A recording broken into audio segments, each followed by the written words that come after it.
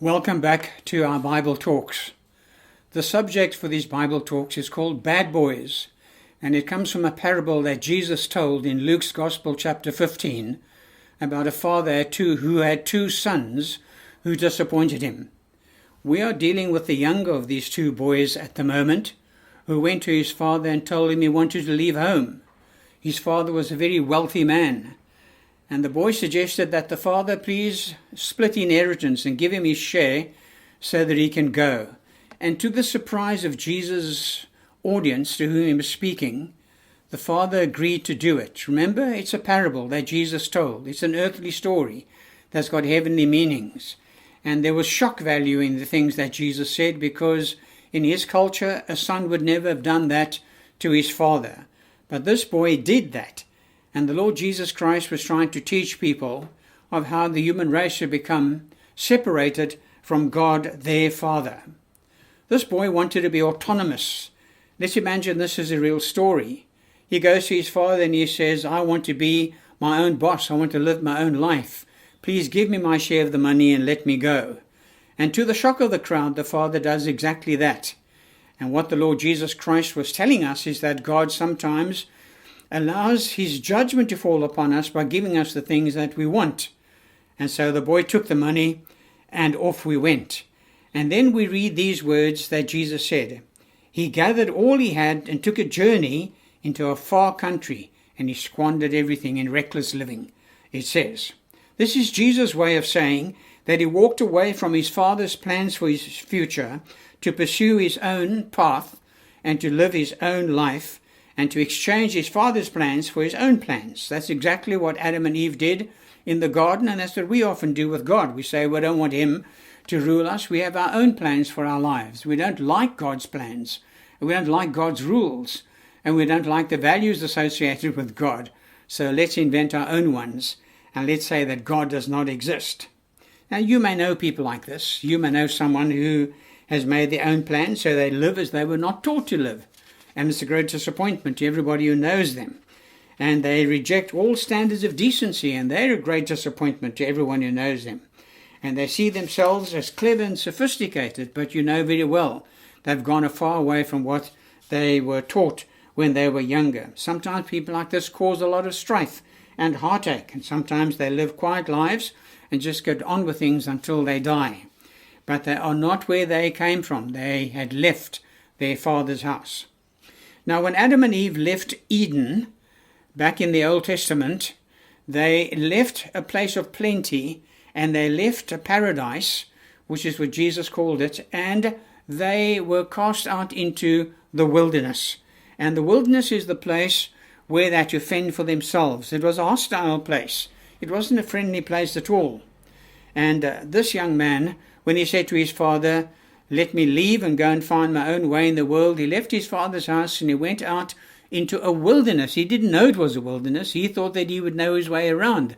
He was young and educated and sophisticated. He'd be able to look after himself. Many people say that today. And he did not understand that the world is far smarter than you are, and far fiercer than you think it is, and far more brutal than you think it is. And the world will eat you up in a moment if it can do that. But he took his money and off he went. But the question I want to ask today is this: what did he leave behind when he left his father's house? And I want to suggest several things that he left behind. The first is this: he left his home behind.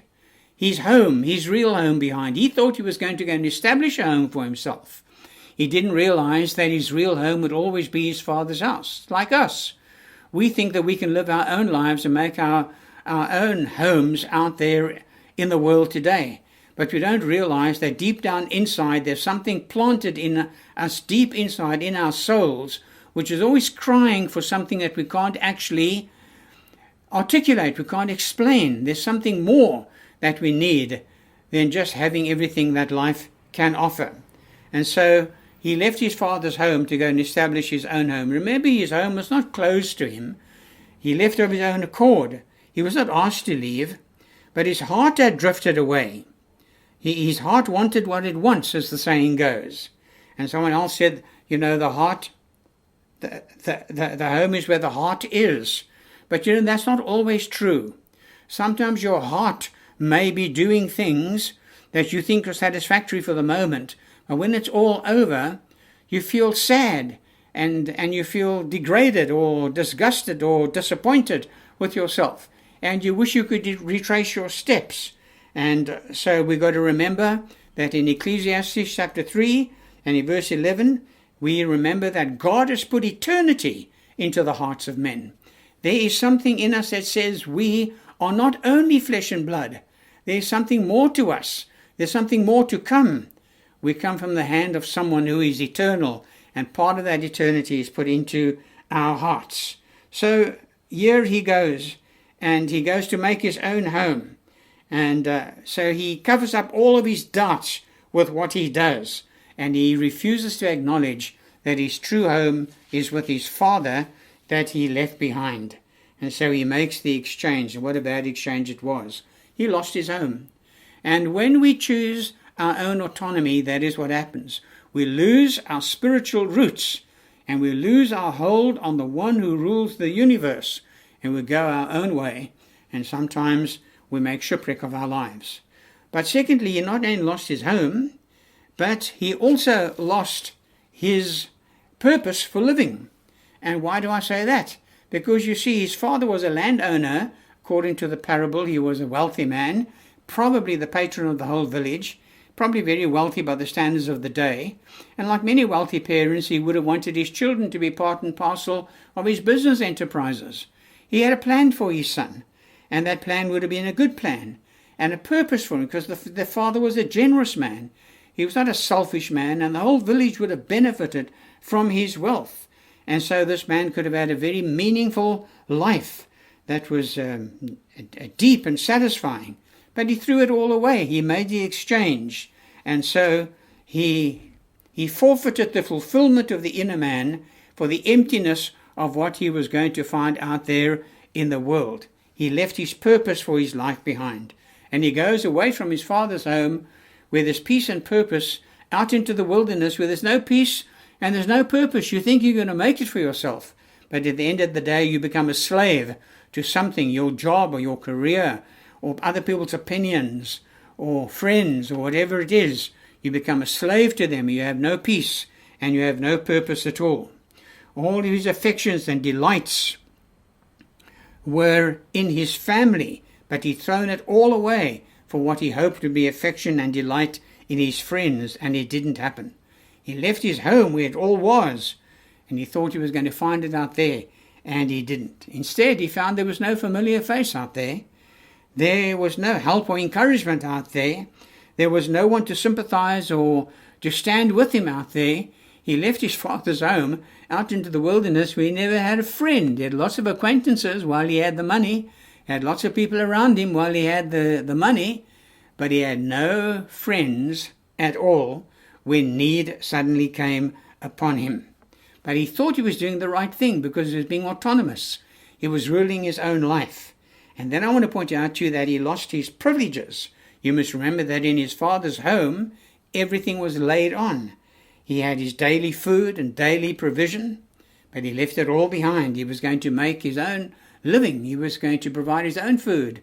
He was going to provide for himself. He had hope for the future, but he left that behind. He was going to establish a new hope for himself out there. But in the end, as we know, in the story, he landed up eating pig swill. What an exchange to make. But that's exactly what people often do. They take the privileges they had when they were younger. They take the opportunities that they had, and they squander it all. And they think that they can run their own lives and do it any way they want to. So they engage in a lifestyle that is far removed from anything that the Father in heaven would approve of. But they think that it's okay because they are the ones who set the rules. So they make their own rules and they run their own lives. And many of them end up depressed, or many of them end up without purpose. You can see that in the movies that you watch, or in the TV series that you watch, or the magazines or books that you read.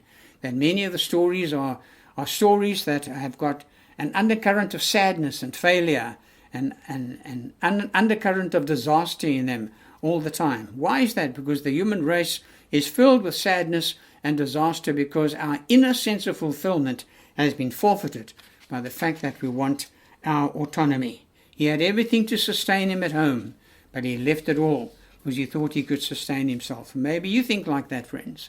Maybe you think you can sustain yourself. But you know what happens? You harden your heart, and you get to a point where you don't want to hear anything about God. You don't want to hear anything about church. Your wife says, let's go to church and take the kids to church. Don't want to know about that. Because you're a man, and you look after yourself and you make your own decisions, and nobody tells you what to do. And so you live your own hard-hearted and hard-headed lifestyle until you come crashing down. And very often people come down with a very, very big crash. This man also lost his reputation or his character because his brother accuses him of an immoral lifestyle. Now, he didn't intend to become like that when he left his father's home, and he didn't see himself like that. But he became like that. He became eventually a tramp. He couldn't find a job anywhere. He became a beggar. He couldn't find anyone to give him anything to eat. And eventually he became homeless until he found a place looking after pigs. I don't mean to suggest that homeless people don't have characters. We know only too well from our studies today that there are many causes for homelessness, and many homeless people have got tremendous character and tremendous potential. But for this man in this story, it was a case of throwing overboard all the privileges and opportunities he had and opting for a lifestyle that was set to destroy him, and so he lands up with absolutely nothing but a whole lot of regrets.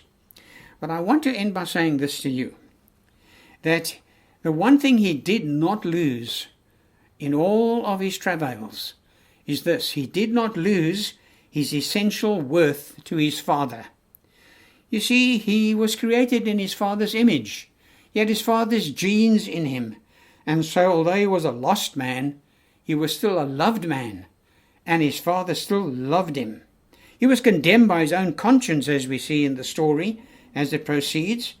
But even then, even there in the pigsty, he knew that there was hope in his Father's house. Eternity was in his heart. He knew that if he could rise above those circumstances, there was still hope for him in his Father's house. And so it is for all of us. If you are in a far country today, and remember, you don't have to be a tramp. That's not what Jesus meant by the story. Remember, it's an earthly story with a heavenly meaning. It's got a spiritual meaning. We can be tramps spiritually. You can have all of the wealth in the world and still be wandering around homelessly in your heart. You can have nowhere to put your heart.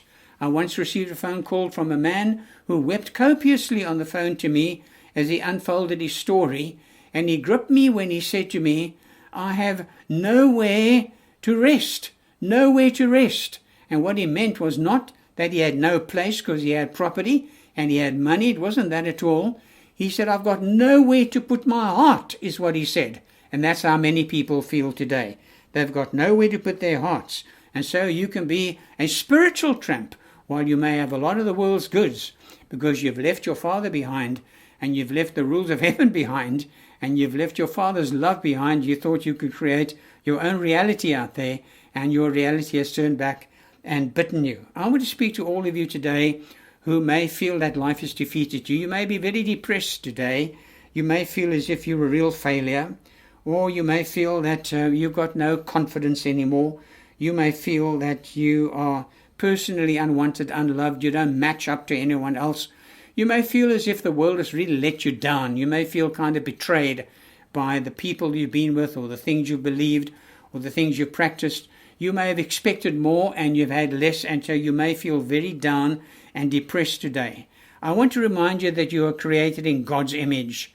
And because you are created in God's image, God says to you, you are mine. And so he sent his Son into the world to die on the cross for us, so that he could reclaim you for himself and bring you back to his home. And if you want to go back to your Father's home and find your meaning and purpose again, find forgiveness for all that's happened in the past, and find yourself re-established, you need to come to the Lord Jesus Christ and let him take you by the hand and take you back into the Father's home again. I read a story this week that touched my heart. It was about a mother who had a son who was addicted to drugs. And this boy went from bad to worse, and many of you parents will know what that means. And she could do nothing about it, and finally she lost track of him. She wept for him and prayed for him and searched for him, but could never find him. He grew tremendously ill, and eventually he was dying. in some drug den somewhere in the inner city. And finally somebody came to her, found her, and said, "Your son is dying." "Quick," she said, "take me to him." So they took her to him, and there, in the midst of all the squalor, she found her boy lying on a bed, and he was in the last stages of life. And as she came up to him, he raised his eyes to her, and he said to her, "Mother, mother." He said, "If you can't forgive me, don't curse me." And she burst into tears, she said, because she said, how could he think that I would even want to curse him? I, who gave birth to him, I, who have loved him, I, who have prayed for him, I, who have searched for him, I, who want more than anything else his welfare. How could he think like that? I love him." And she threw herself upon him. And the last thing the boy knew before he passed into the next world was her hot tears of love falling onto his face. I want to tell you that you are loved by somebody today. You are loved by the great God of heaven. You are loved by his Son, Jesus Christ, and you are wanted back home. So the question is, will you go back home? And to do that, you've got to come to Jesus Christ. I'm going to tell you more about that in future talks, and I hope that you'll join me next week when we talk about this dynamic that helps us to make all the wrong decisions in life and see what the answer is. Please join me next week, and God bless you.